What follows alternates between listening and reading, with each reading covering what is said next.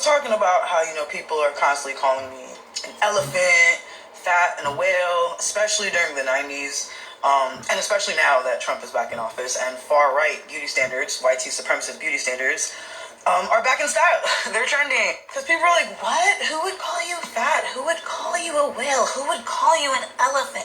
Who would call you a pig? And I don't know why that's hard to believe when we live in America and everybody hates women in America. This is a very misogynistic country, one of the worst countries aside from Afghanistan that you can live in as a woman. This is statistically proven as well.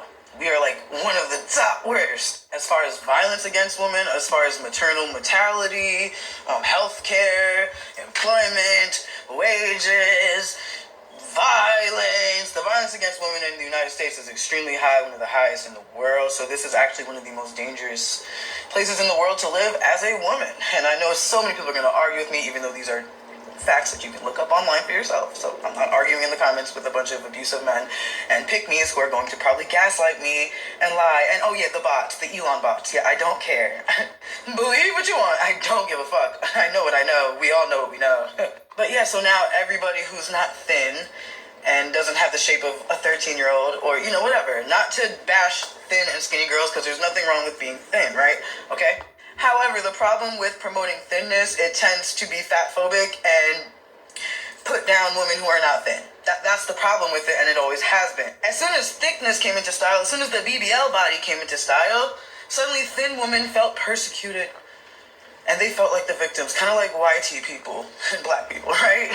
Like usually when people are uplifting YT women or women of other races, it comes with bashing black women, right? So that's why it's problematic to uphold the YT beauty standards as well, because it tends to come with bashing the beauty standards of black women. What do you know? They're very connected.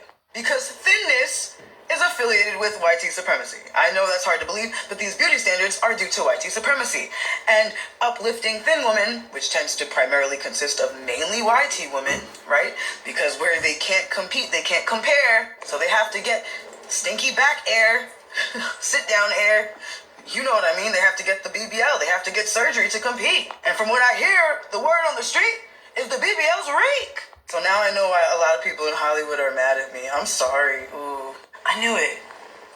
I knew it.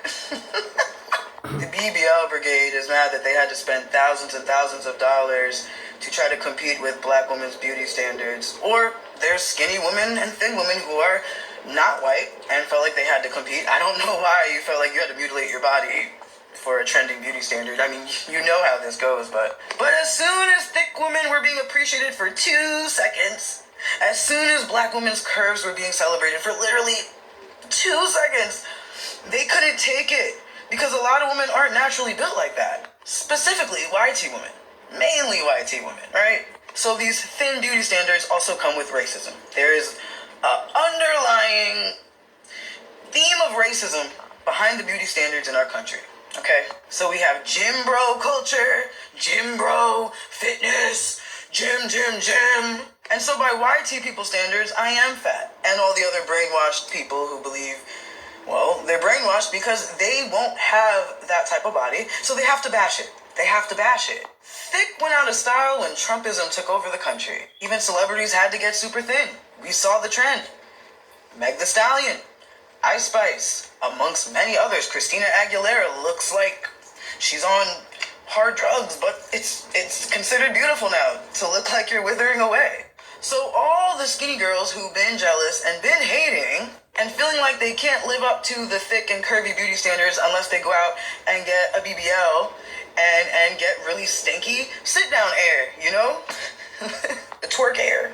So now all these women who felt like they couldn't live up to the standard of having a fat ass, they're happy that skinny is back in style, because a lot of women, specifically YT women, but a lot of women especially, don't all have the same body type, right? And having that body type of the BBL standard is more common in the black and Hispanic communities, but even then, it's not the most common body type. In fact, being thin is by far way more common than having the BBL body type. It is. Being skinny is more common. It's more common to see thin women than it is to see women with this BBL body type naturally without surgery, right? So now everybody can go back to bashing thick women that they actually envy deep down inside and are resentful towards, and go back to calling us fat again. And now having a fat ass just means you're fat. If you have the BBL shape now, you're out of shape, you're fat, you're a whale, you're disgusting. If you're thick, you're just fat.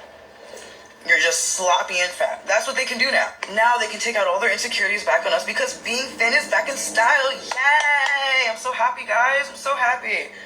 Damn, thick women only got 2 seconds of appreciation and y'all could not handle it. Jesus Christ. Oh my god, skinny phobia, skinny phobic. Bashing slim women is bad too. You sound like YT people complaining about black people being racist. And we all know men that don't have enough wee-wee, you know? Men who don't have enough shrimp, they got a little scrimp, right? And they're intimidated. And deep down they really want to, they want to fuck. They just want to put you down and make you feel undesirable because they feel undesirable and they don't get no ass. And they don't get no pussy. So when they see a woman who is curvaceous and has a sexually stimulating body that makes their wee-wee, their little shrimp, go hard, and this is how big it gets, So they know they don't have enough, it can't get past the cheeks. You don't even got enough to get past the cheek. And they know that. So they will bash you and call you a whale and a pig and an elephant and fat and put you down because they're incels. And they don't get women. They're angry. They're sexually frustrated. And so because most women don't naturally have the BBL shape and more women tend to be naturally thin, even women prefer the beauty standard of thinness because more of them can fit into that and feel included.